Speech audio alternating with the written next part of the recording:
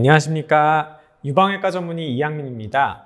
오늘은 유방암에 있어서 상피내암, 일명 연기암이라고 하는 거죠. 그 상피내암에 대해서 좀 말씀을 드릴까 해요. 보통 암이다 그러면 내가 몇 기지? 1기인가 2기인가? 뭐 이런 식으로 1기, 2기, 3기, 4기 이렇게 많이들 생각을 하시는데 연기암? 그건 뭐지? 이렇게들 좀 궁금해 하실 것 같아요. 그런데 유방암 같은 경우는 유방암의 크기, 침윤성 암의 크기에 따라서 그리고 림프절 전이 여부, 그리고 다른 장기, 뼈나 폐나 간이나 이런 데에 전이가 있는지 이 세 가지 조건, 암의 크기, 림프절 전이, 그리고 원격 전이 이 세 가지를 갖고 병기를 나누게 되고 1기, 2기, 3기, 4기 이렇게 나누게 됩니다. 그런데 유방암 같은 경우는 유방에만 있지 않고 혈관이나 림프관을 타고 다른 데로 전이를 하게 되죠. 그렇게 되기 때문에 치료를 안 하면 결국엔 이 전이 때문에 문제가 돼서 사람이 죽게 됩니다.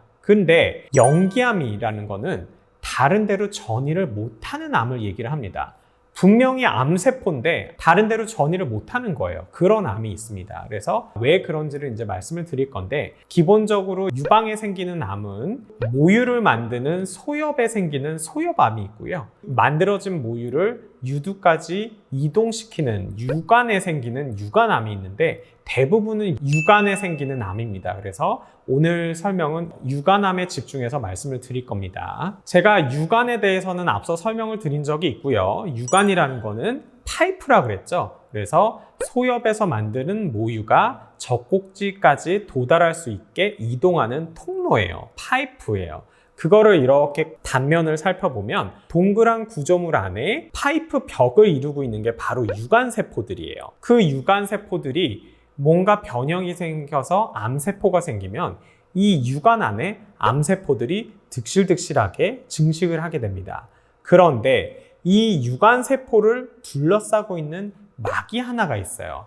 베이스먼트 멤브레인이라고 기저막이라고 하는 것들이 있는데 바로 이게 암이 침윤하지 못하도록 막는 보호막 역할을 합니다.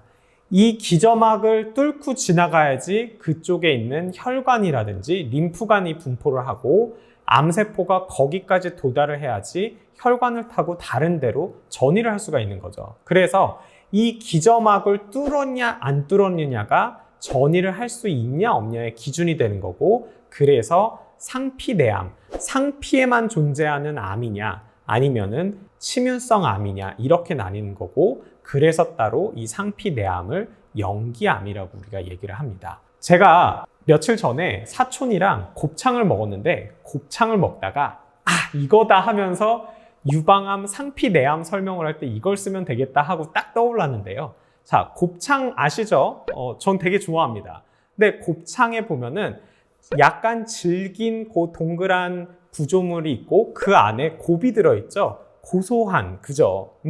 그 고소한 곱을 유방암 세포라고 생각을 하시고 맨질맨질한 그 질긴 벽을 기저막이라고 생각하시면 돼요. 그래서 이 유방암들이 그 질긴 벽을 통과하기가 처음엔 쉽지가 않아요. 그래서 관 내에서 이동을 많이 하게 됩니다. 그래서 상피내암 같은 경우는 좀 넓게 퍼져 있는 경우가 상당히 있어요.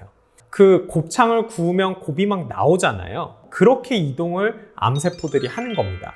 이 기저막, 질긴 기저막을 뚫고 가기가 어렵기 때문에 처음에 암세포들이 파이프를 따라서 떼굴떼굴 이동을 많이 할 수가 있는 거고, 그래서 상피내암 같은 경우는, 연기암 같은 경우는 1기암, 2기암 이런 거에 비해서 조금 넓게 퍼져 있는 경우가 종종 있어요. 그러면 이 상피내암 같은 경우는 치료를 어떻게 하냐? 유방암의 치료에 있어서는 제가 자세히 다음 편에서 좀 설명을 드릴 건데, 유방암의 치료에는 크게 유방에 있는 암을 제거하는 수술과 전이를 예방하는 치료가 있는데, 상피내암 같은 경우는 전이를 안 한다고 말씀을 드렸죠. 그래서 이 치료가 유방에 있는 암을 제거하는 데 집중이 되게 됩니다. 그래서 수술과 방사선 치료가 주된 치료가 되고요.